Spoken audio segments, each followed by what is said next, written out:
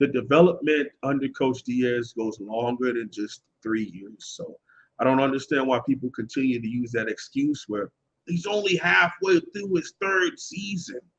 No, he's been a part of this program for 6 years. He's been a part of the defensive recruiting for 6 years. Okay. And not only has defense been a problem, the defense is literally looked at as one of the worst defenses in all of college football.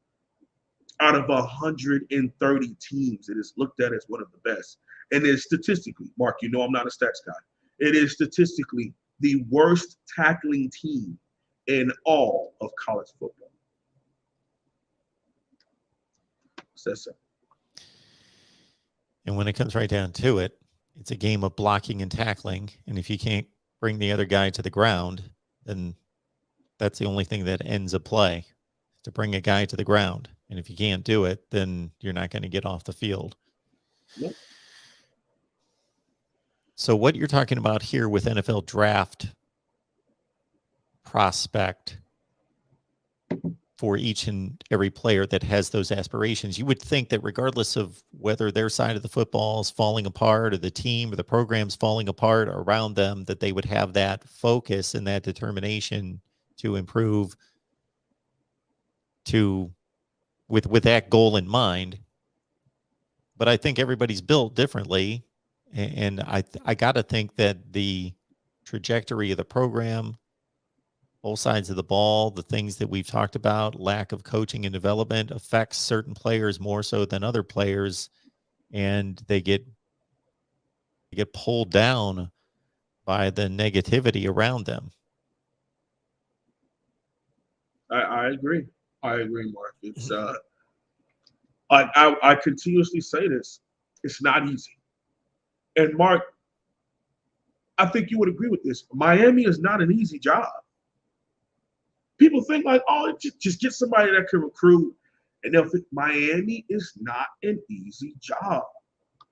It's easy for people who know what the hell they're doing. It would be easy for someone who's done a rebuild. It would be easy for someone who's dealt with a so-so administration that doesn't really care about football, like a Mike Gundy. It'll be easy for someone like similar to Mike Gundy, who was able to go to the FCS level and hire assistant coaches for cheap and bring them up to the Power 5 level and have them go on and move on to be coordinators at other big-time schools. Yes, but that's not what we got. And I'm not going to spend today going down that road again, going after Coach Diaz, because I get that doesn't bring me any joy. I'm just speaking from my opinion, what I believe to be facts, okay, based on what has been brought to the table. I think what I'm saying today is facts. Okay, somebody can argue against it, and you're right to do that. That's fine. But as far as what he's brought to the table so far, it's kind of done. And I don't know why this guy, Mark, do you know who Bill McCartney is? Why does this guy keep bringing up 1984 Colorado coach? Okay. This is 2021, dude. So our guy Christopher here, he loves to talk about 1984. I did a breakdown. I may have mentioned this here.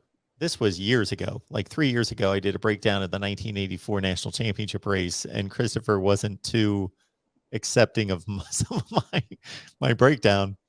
And Christopher, I don't know if this is a compliment or not, but he has written more comments about that than you could imagine.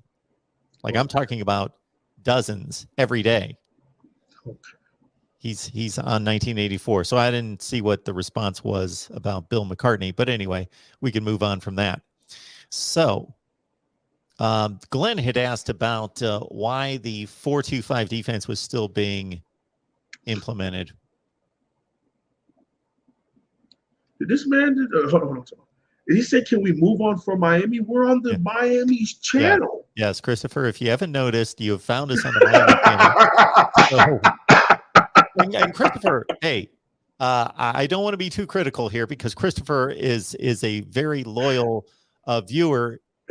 If On the other hand, he can't let go of 1984. He cannot. This has been going on for maybe 6 months, and he writes every day to me about 1984, and he can't let Okay, it go. all right. Well, then I will do my job in continuing the show. But that, Mark, that was funny. Can we move on? It's the Miami channel. We can't move on. This is what we do here. Man. There you go, Richard. It's all good. It's Miami all channel. I mean, we welcome Luke Walker, who, I mean, you're more than welcome to be here as long as you're respectful. And he's never been disrespectful. It just is, I mean, every comment just kept coming up about McCarthy. Like, who the hell is Bill McCarthy? And then he's like, the head coach from 1984. What? All right, man. Yeah, he was the head coach at Colorado. Yes. Hey, God bless him. So bless his heart. Bless his heart.